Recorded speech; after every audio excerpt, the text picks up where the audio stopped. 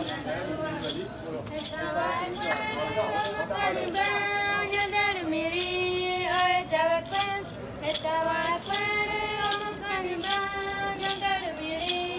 dia, boa tarde, boa noite. Eu sou o Thiago Sinclair e hoje vamos fazer uma entrevista sobre a tribo urbana Caiçaras. Para essa entrevista, eu trouxe uma integrante do grupo do trabalho, que também é integrante da tribo. Boa noite, Giovana. E para começar com a primeira pergunta, qual é a origem da tribo e como ela é vista pelos seus integrantes? Boa noite, Thiago. Os caiçaras, né, são habitantes da região sul e sudeste, né, do Brasil. É uma miscigenação entre os índios e europeus. Aqui nós temos em nossa cultura, né, a pesca, a caça, a agricultura, o artesanato, o extrativismo vegetal, né, presente no nosso dia a dia, tá bem? Nós valorizamos muito a nossa cultura, as nossas terras, os nossos costumes, né? E todas as coisas que foram aprendidas, né, de gerações passadas. Os mais velhos sempre se preocupam em levar isso para frente, ensinar a outras gerações, né, para que isso não se perca no futuro, né, para que essa essência, esse modo de vida que a gente leva aqui em Paraty não se perca futuramente e que isso seja repassado de gerações em gerações. Certo. E para uma segunda pergunta, como é a relação dos integrantes da tribo? Então, Tiago, é uma união bastante estável, né, amigável, uma coisa harmônica. Porque ali na costeira, né, praticamente todos os caiçaras são mais família, né? O aparente próximo, o aparente distante. E sempre estão todos juntos, todos unidos, porque juntos, né, eles unem uma força para garantirem as suas terras, porque até hoje a gente tem ainda esse negócio de invasão de terras, né? Os mais ricos tentam invadir as terras dos caiçaras para fazerem restaurantes, né? Casas luxuosas, enfim. Então os caiçaras se juntam e unem todas as suas forças para que não percam as heranças do passado, né? Terras que foram deixadas a eles, tá? Mas sim, são pessoas bastante unidas, próximas e mais família.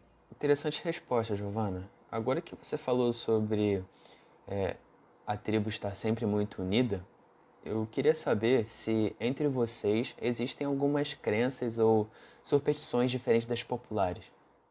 Então, Tiago, temos sim. Aqui nas entradas do centro histórico tem algumas correntes. Nós acreditamos que se pularmos, né, esse ato nos traz azar. Né? Pular as correntes traz azar. E para outros, né, esse ato nos prende à cidade de qualquer forma. A gente fica preso à cidade, na cidade. Já crenças, né, nós acreditamos que a lua nos guia da mesma forma que ela guia a natureza, né, da mesma forma que ela influencia a natureza. Como, por exemplo, o melhor momento para ir pescar, o melhor momento para ir ao mar, né? Momento para colheita também de madeiras, para fazer canoas, para fazer violas, né?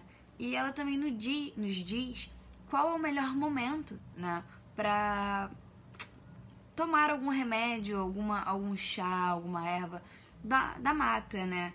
Então, assim, da mesma forma que a lua guia a natureza, né, influencia a natureza, ela também nos influencia, tá?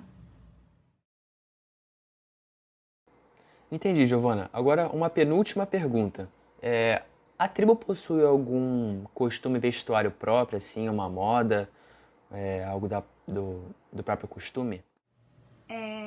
Então, antigamente, né, tinha sim essa questão da vestimenta. As mulheres usavam saias longas, vestidos longos de chita, né, aquele pano colorido, cheio de flores. E os homens, eles usavam mais calça, calça de pano, calça, né, jeans, mais calça comprida. Hoje em dia não tem mais essas coisas, tá?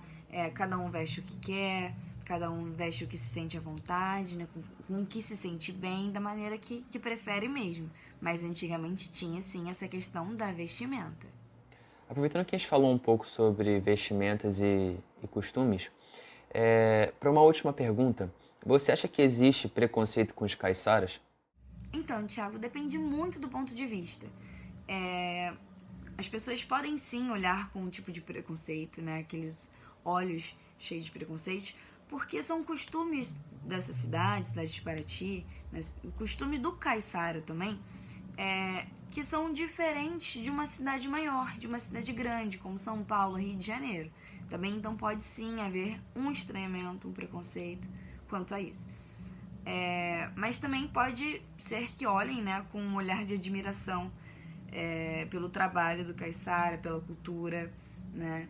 Então depende muito do ponto de vista. Aqui nós olhamos a nossa cultura e valorizamos, né? Temos aquele olhar de brilho, né? Satisfação, porque é uma cultura muito bonita, uma cultura muito rica. Então, assim, quem não é caiçara, que vem pra cá, que mora aqui, quer dizer que é caiçara, tá? Então depende muito, muito do ponto de vista mesmo. Bom, então foi isso. Obrigado, Giovana, pela sua participação na entrevista. Agora vamos passar para os outros integrantes, começando pelo Vinícius, que vai acionar o nosso próximo convidado. Fala, galera, liguei aqui a câmera, né? Tava vendo a entrevista do Thiago com a Giovana, gostei muito das respostas dela, né? Sobre costumes, sobre o modo de viver caiçara. E entrando nesse modo de viver, vou acionar outro convidado, o Tadeu, que também está aqui na entrevista, e queria saber o que os caiçaras fazem como entretenimento, como diversão, né? No tempo livre, né? Depois de colher, de pescar, o que os caiçaras costumam fazer entre eles para, digamos, se divertir. Um abraço, Tadeu. Boa noite, Vinícius. Tudo bom? Primeiro, respondendo a tua pergunta aí que você fez sobre o que a gente faz de entretenimento, né? De lazer. Pô, cara, a gente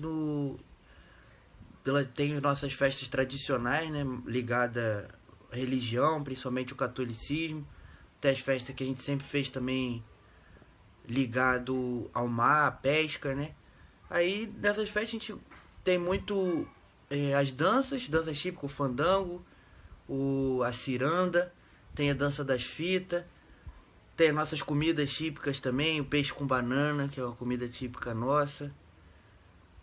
Tem as prendas de festa, das festas juninas, que a gente gosta de fazer também.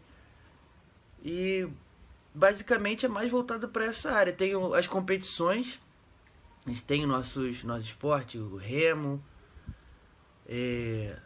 tem as nossas gincanas próprias, pau de sebo, e todas nessa tradição. Tem a Folia de Reis, Festa do Divino, que a gente comemora muito também.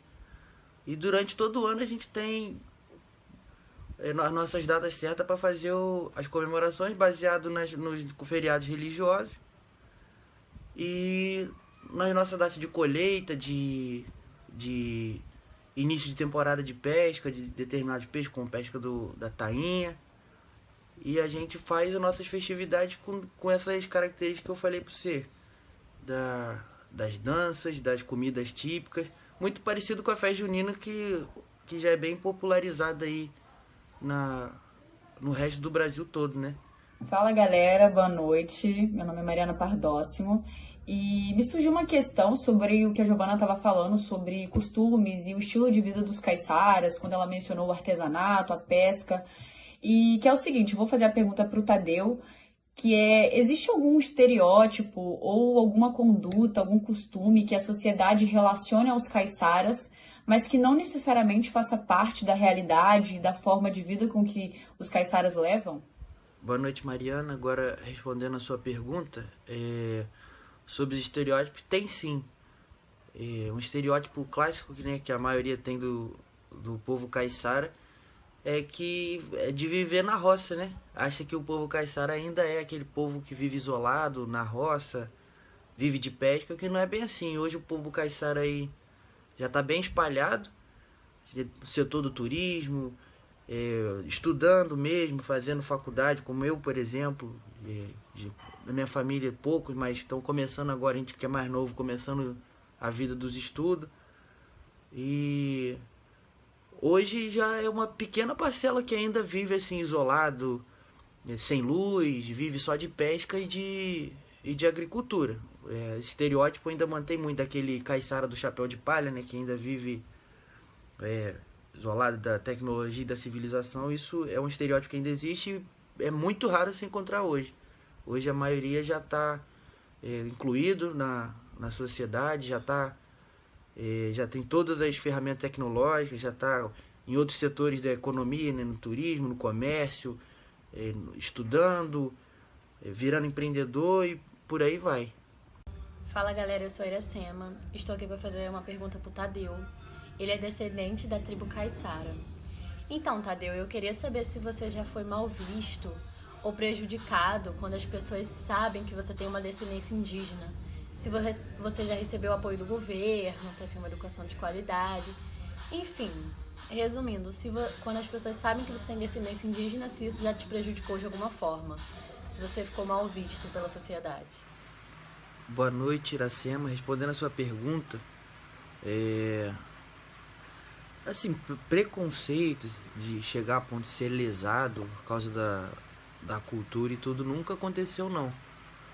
Até porque, primeiro que de aparência, né, que embora a gente tenha a ascendência e tudo, mas você vê que a minha aparência é muito mais ligada a muito traço branco, né, não tem traço de indígena.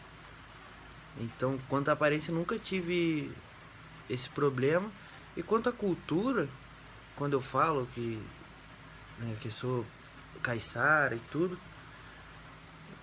também, assim, tem as brincadeiras, né? E você chega na cidade grande, o pessoal conta as coisas que você faz, o pessoal fica zoando, da roça, caiçara, não sei o quê. Mas preconceito mesmo, assim, de ser lesado, ou perder alguma oportunidade, ou ser prejudicado, nunca passei por isso, não. E os que eu conheço que passaram foram mais os que têm a aparência mesmo mais ligada ao povo indígena ou aos negros também, que são nos caiçara, no povo caiçara também tem negros, e aí é mais ligada a isso. Mas a cultura caiçara nunca tive esse problema, não, nem conheço da nossa gente aqui que tenha tido esse problema. Bom, vou agradecer mais uma vez aos membros do grupo, a Giovana e ao Tadeu pela entrevista. E essa foi a nossa entrevista sobre a tribo Caiçaras. Muito obrigado.